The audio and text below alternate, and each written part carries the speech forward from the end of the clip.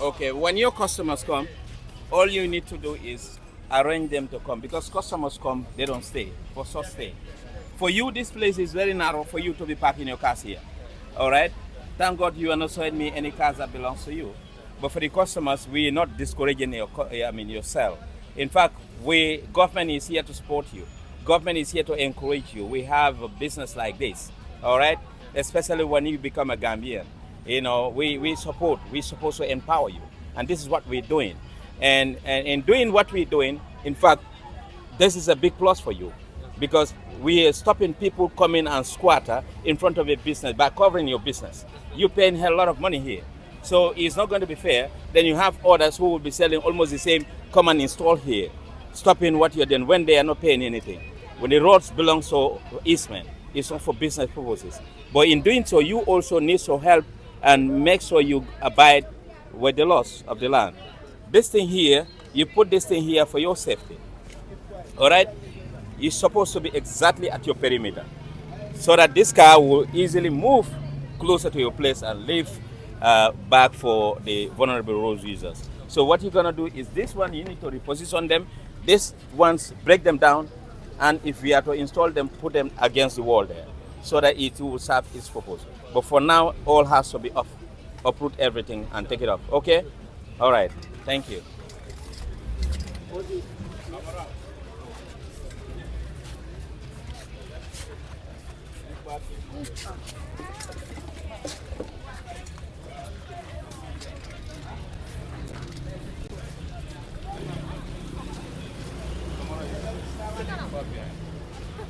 Hey, can I speak to the manager?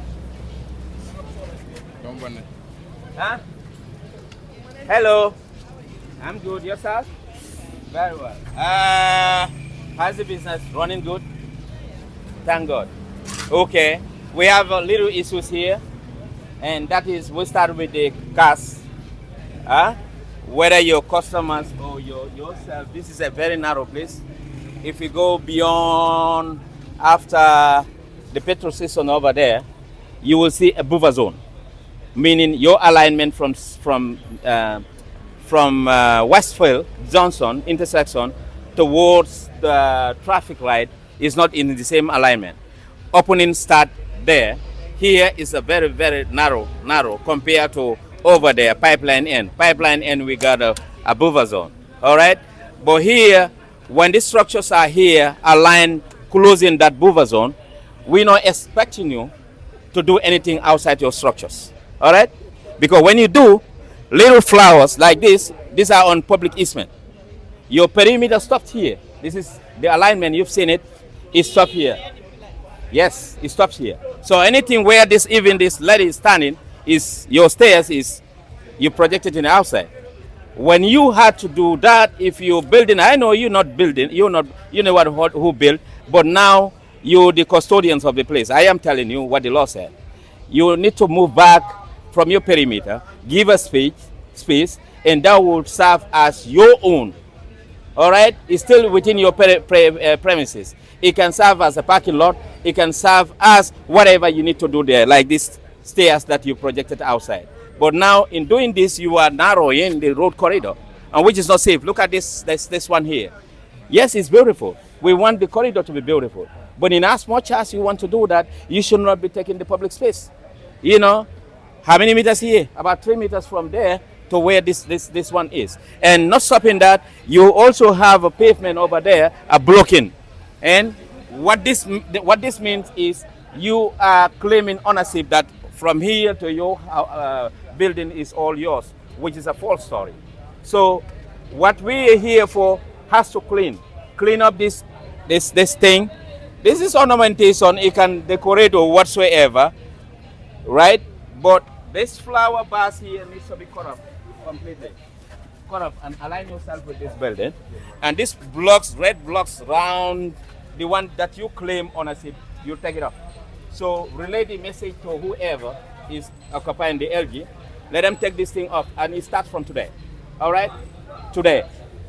Failure to do that, when I come back here, so my face here again with my people, no business, we're going to close the place. until you do what we ask you to do. Okay? Your vehicle parking here, let them come closer to the place. Because if these ones are not here, they can easily come closer to the building. And then you have enough space behind where people can be using. Is that okay? All right, thank you. Which stay? No, no, no. This is. Stay. You can leave this thing to go up. All right? This one connecting, this one going. You cut it off. Huh? Cut it off. The one connecting here. Cut it off. The statue is movable.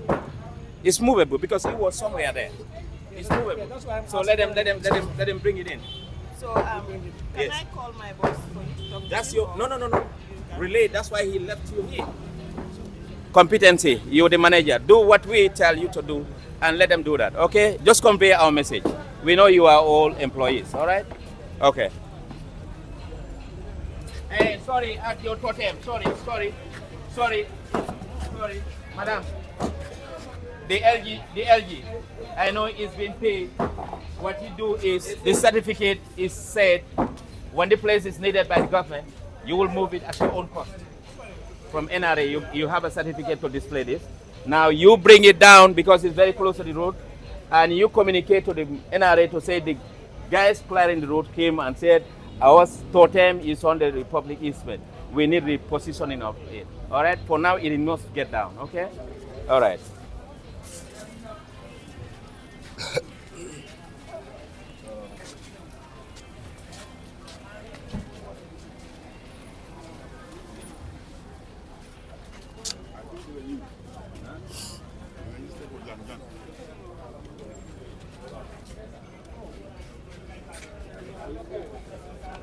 Hey, Gasama.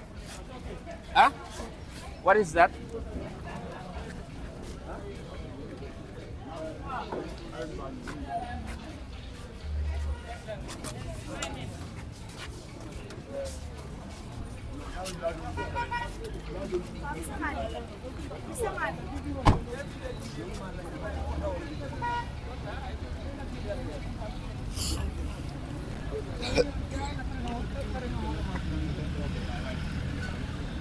So what do they have here?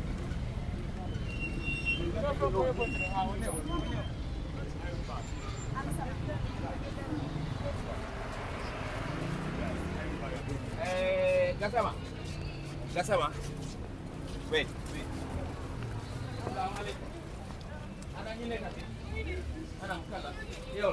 Send B is an illegal structure. Watch huh? Watch building be more and permit, but this one doesn't have a permit. Okay? Hey, push. You get me? Tell them more done, huh? In the land, well, the man illegal structure attachment. Amud ben certificate. Structure be more am certificate. All right? Lingen watch completely. Baranda be watch all right? Huh? Tell them more done, huh? Take it out.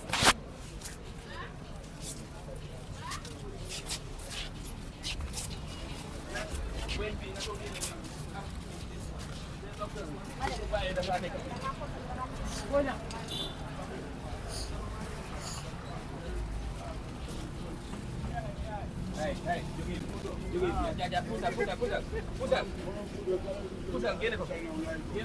hey, push and send motor in new random, huh? To the fence. Let them come and knock this one off.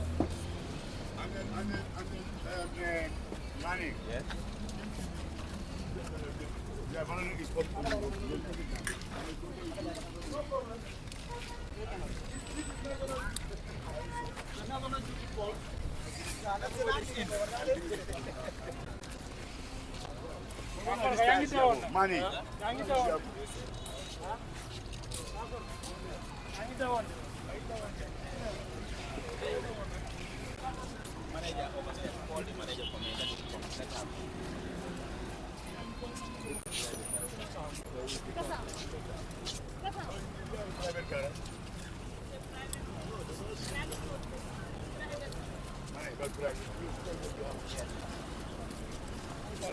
Gas. Nima wall okay, but I'm not put the wall up. This whole part of the road. The wall down. And in fact, money. Huh? What happened here? It's inside their house. oil house. Please, if you like. No. No, maybe not. It's in the, now, if the people come here, Yeah, you will be on the road. you'll be on the road. Yes.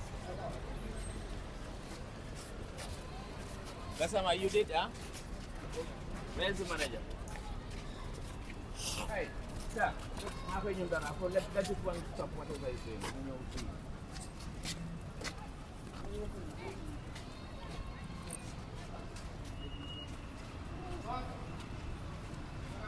These people, are they far? If they are far, we'll get here, clear this place. It's okay.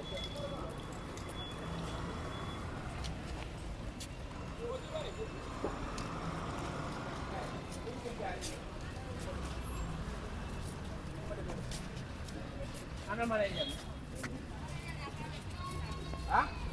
Who? It doesn't matter. Who is responsible here?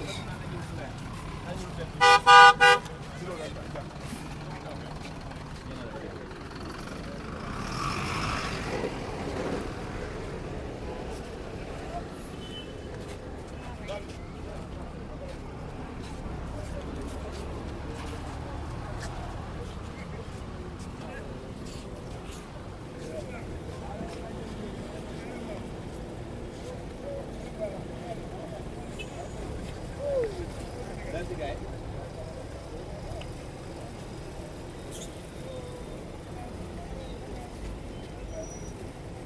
Assalamualaikum. Huh? My name, no def. Okay, you're not responsible fini. Ja oil, right?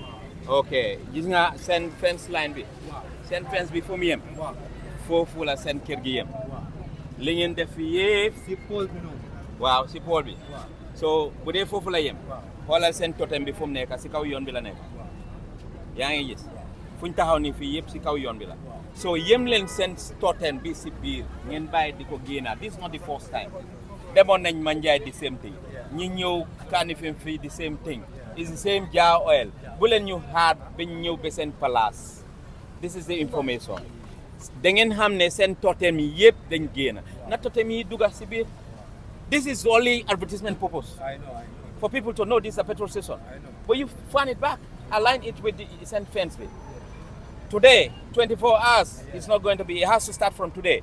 The totem, bring it down, send concrete key from Tahoni. Ngin daga ko, mu set wicc parce que si kaw yoon bi la nekk. This is for safety reason. Ben a driver su mistake by yoon bi bu ñëwee dal si kaw lii ñi nekk si biir oto bi yëpp dañoo dee. And this is not right. And that's not the purpose that you're giving a license for. All right? Communicate. It has to be today.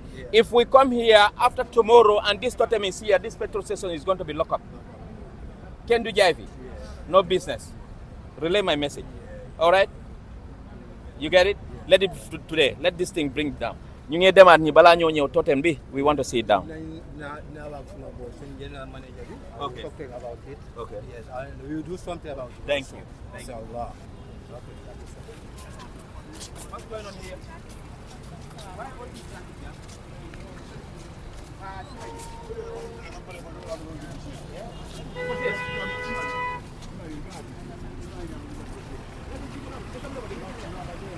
So let me clear this one. Jenny, you go for that. Yeah.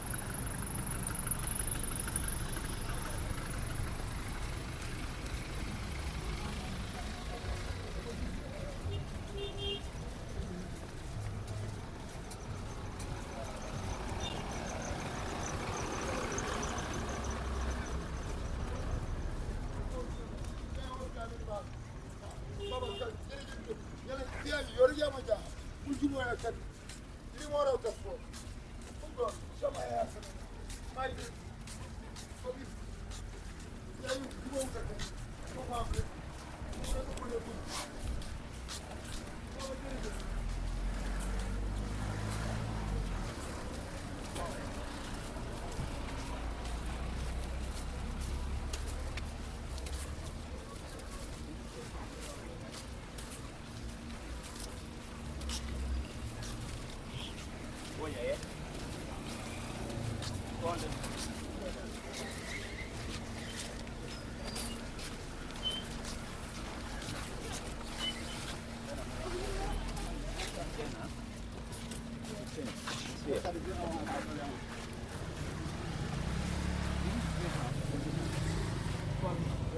Father, to get there.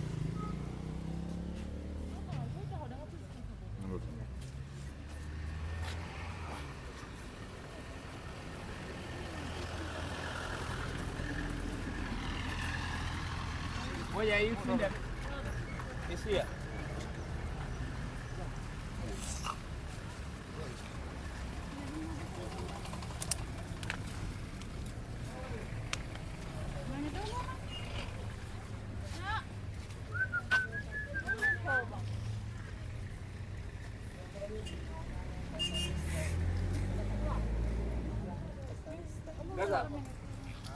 That's sama.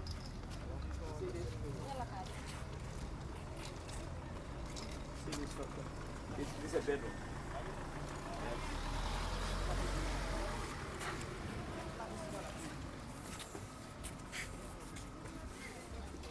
Ana borom am. Assalamualaikum. Balen ma wax ak mom. Xara ma wax ak mom, ye. May len ma wax ak mom. Ha? Xaaral ma wax ak mom. Assalamualaikum. Na nga def fi ngeen nekk nekk bi yéen a sampa nekk bi fii nii jàkka la yes waaye ci kaw yoon bi la all right so lu may def mooy anam léegi su ñëwee bii nii ci kaw yoon bi la nekk all right ut leen ko beneen place ngeen dugal ko ci biir ngeen génne ko ci kaw yoon bi all right ci kaw yoon bi la nekk boy li ngeen a def ni lu baax la waaye yoon bi pour ñëpp la maanaam buñ tëjee suñu yoon yi duñu am fu ñoo aw you have a good intention waaye good intention da nga koy def si good place all right ñëpp xam nañ yi fi diina la waaye diina bi sonal kenn lu mu wax ne place bi boo ko sab on place boo génnee fii nga lii nii boobu tiyaabo bi fu mu yem kenn xamu ko waaye not si kaw yoon bi fu xam ne dafa xatal nit ñi so uti leen wax ko mu utal place fi ñu ko dugal mu transfert ko lii ñu génne ko si kaw yoon bi all right loolu moo ñu indi fii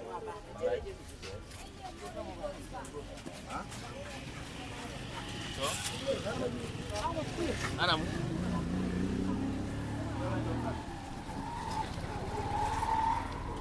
Here is a mosque, as you can see. They are asked to remove it because it's on the road corridor.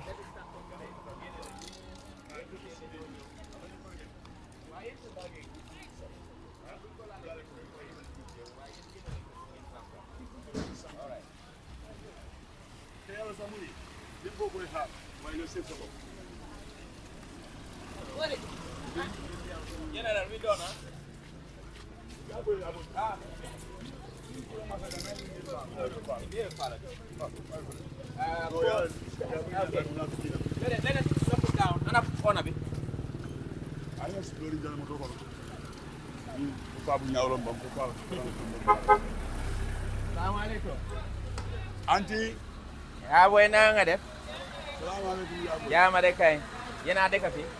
Ok, ñun ñoo nekk di génne ñi si kaw yoon bi. Eh, uncle.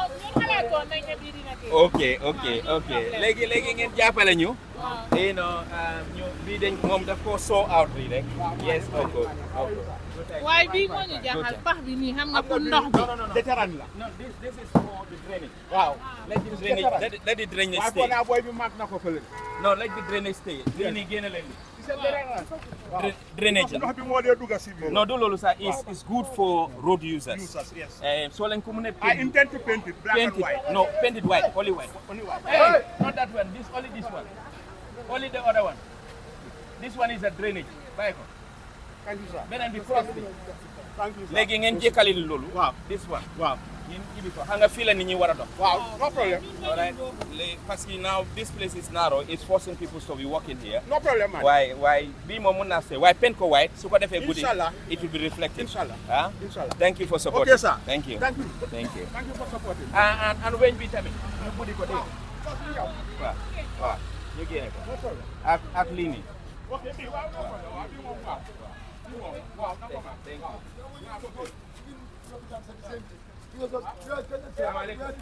Ana borom workshop bi. Góor naka. Naka business. Yaa ngi doon. Sa baranda bi. Dafa war a génne. All right. Liggéey bi nga dugal ko si biir. All right. Waaye sa gars yi boo leen ko wàccee already ngeen continuer seen table yi nekk fii di liggéey non liggéey. Si biti no activity. Nothing. So mënuñ am sax at least loo xam ne ndoxi taw bi xam nga dafa fees at least lu ndaw rek. Boobu 50 cent la. 50 from wall bi. Warta am dara luy wàcc. Non du am mën na bañ a. Waaw bu gàtta bi rek. pour son naaj bi ak ndox bi. Waaw. Comme like fan. No 50 cent from the wall. From the wall. Waaw. Dafa ñëw boor yi nii. All right. Fii baax na. Boy ana kii. Gassama. Gassama. Ñun ñu dagg ko mën nañ ko wàcce. Gassama come and mark this. At least xam nga fii dafa fees ak penku taw bi dafay ñëw direct. Yeah, for water or something like that. 50 cent. There. 50 cent. Yes. Okay. ñu wàcce ko. Waaw wàcce ko. Doon ko wàcce. Table yi dugaleen table yi yëpp. Teel a moo doon de. Léegi nga wàcce ko léegi ne. waaw non nañ ko léegi li ma bëggoon a laaj. Waaw. Comme wall bi mun nañ si weer dara rek. Comme nii si wall bi rek mu bañ a génn nii. looy weer. Comme like bunta rek xam nga dañ dee def bunta wel damaan lañ. Well done. waaw comme benn bunta rek wall bi. Benn bunta. waaw comme nii si wall bi nga xam ne sax du jël 50 cent. Benn bunta. soo bëggu leen mu génn 50 cent. Non.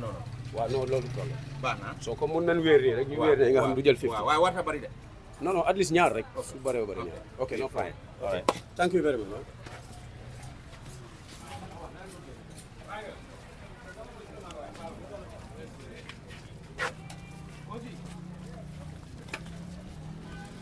Nañul hel do nimba. Ha, ngada. Ni bina kan wi kan do. E ñini ngaba. E al ñum push down la push ala ñor rek abina. Afoye ma koy. Assalamu alaykum.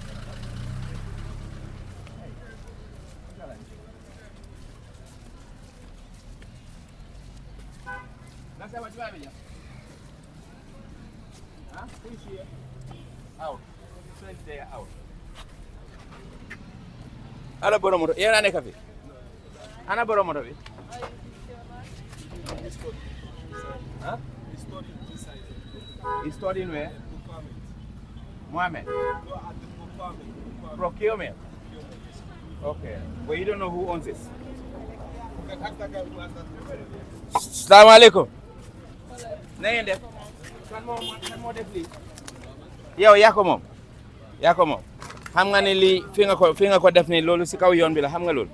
All right léegi ni ñoo def mooy sa bagage yi nekk si biir paakal yëpp nga oo weldaman mu ñëw lii daga ko ñu ëppul ko nice bañ a yàqale dara man boo ko bàyyee fii ba ngoon bu ma ñëwee sama oto baa ngi ni dama ko xëcca bu ma ko xëccee léppay yàq bëgguma koo laal dama laa jox chance boobu maa ngi demaat ni avant maa ngi wuñi ko lii nga génne ko fii c'est comprendre ok lii nag kan moo ko def fii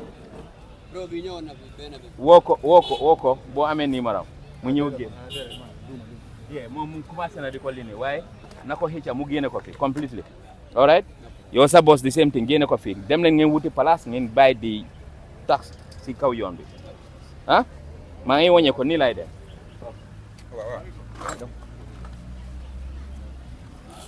they come in.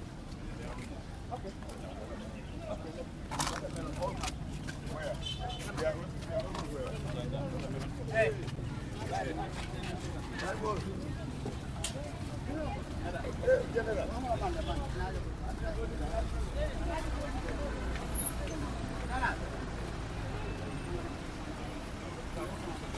Hello viewers, once again on the operation. We are now proceeding towards Kairaba Avenue. I can say we are almost at Kairaba Avenue. Right now we are proceeding towards the American Embassy.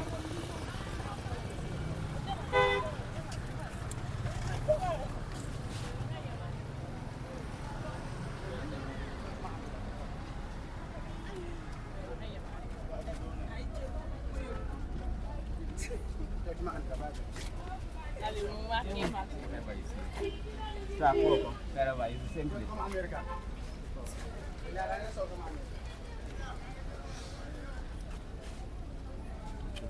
The travel again. They all get in there. Pardon, so it's same. Sir, travel is different. Call it travel. They own this one. You see the flight up there? Travel. There, yes.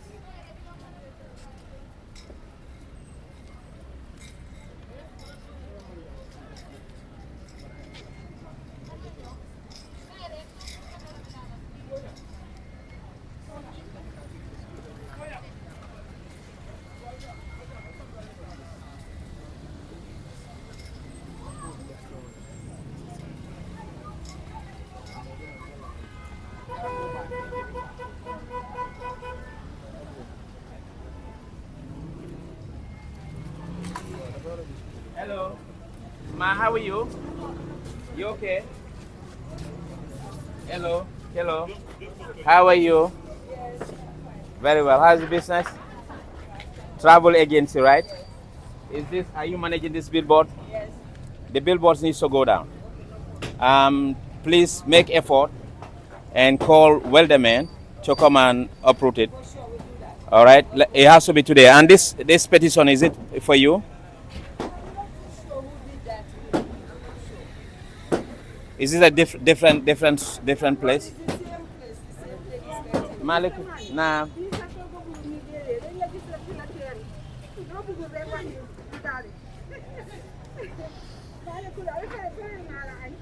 Añ tey suma birthday la de tey mooy suma birthday waa léegi li ngeen natte waay ko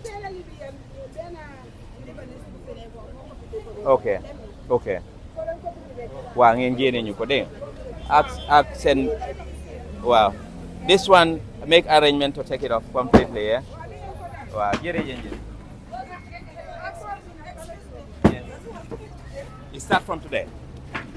No, tomorrow. It start from today. Listen, it start from today. Tomorrow, you wait for me to come tomorrow. I'm gonna stop business. Well, communicate and make all efforts. This one has to go down today. All right.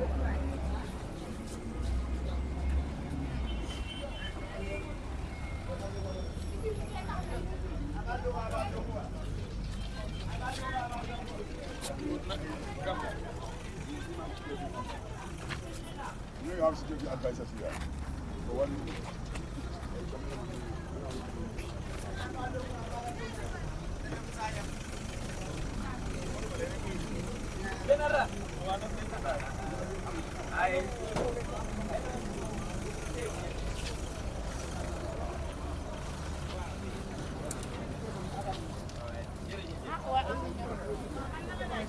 The general.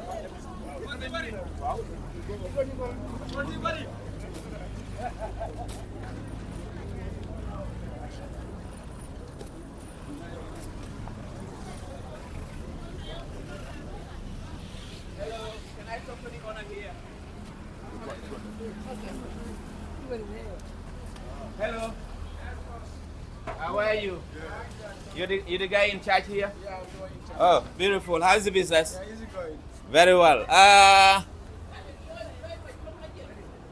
We are clearing the roads. Today is your turn, Kairaba Avenue. All right? This is an attachment.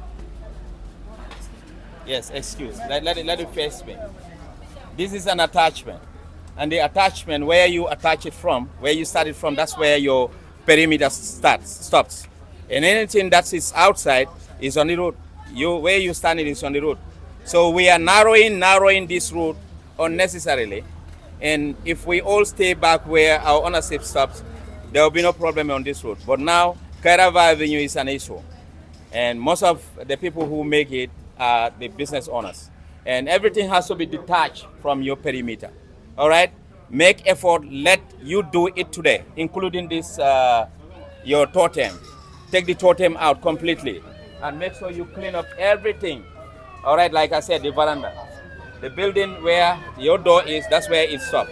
So today, tomorrow when we come here and the same thing is up, we'll close the business. Whoever we found here will arrest the person. Is that clear? Okay, Osi. Take his details. He's the one who owns this. He has to clean up everything, the veranda and everything, and starting it from today. All right, he's here.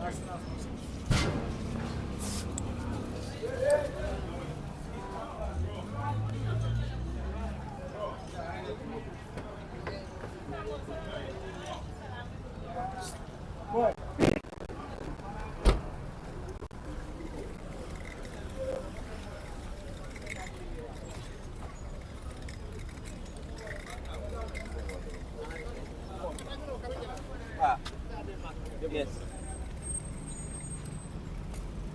Who owns this place? Now I'm feeling material. Ana keep boram fi. Assalamu alaikum. Now I'm sorry. Can you put the phone down, you are?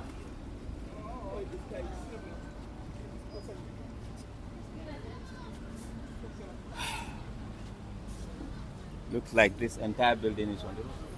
What? Local people. Wow,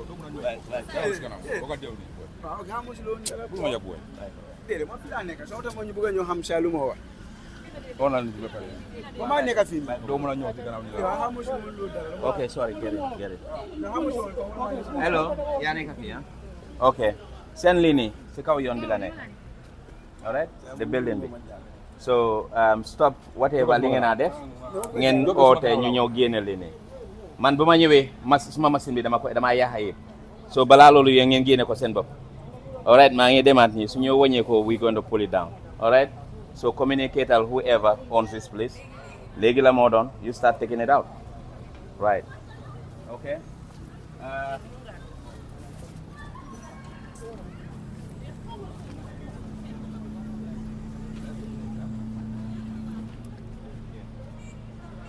So,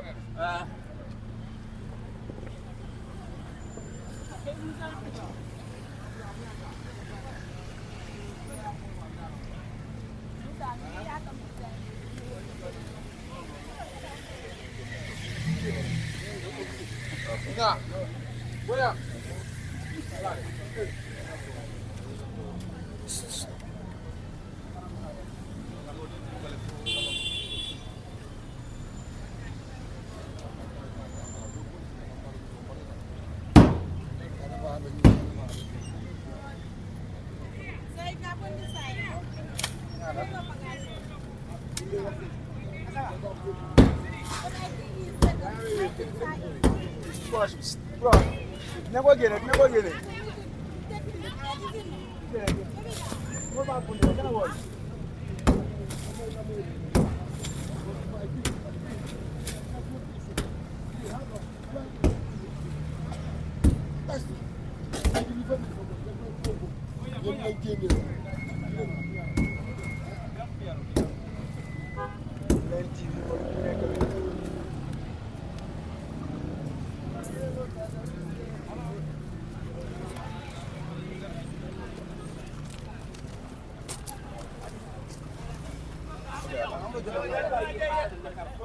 or truck pour ñëw génne li nii fii lii is on the public space xoolal lii as if fii si biir àll bi la.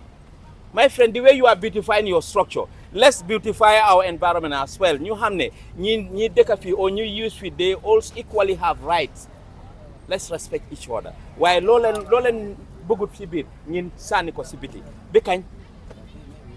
Now what I'm saying is not supposed to sleep here 24 hours soo ko defee fii nii da nga ko war a génne fii ndax da ngeen a bàyyi ba when you are to inaugurate here ngeen clean here it's not correct.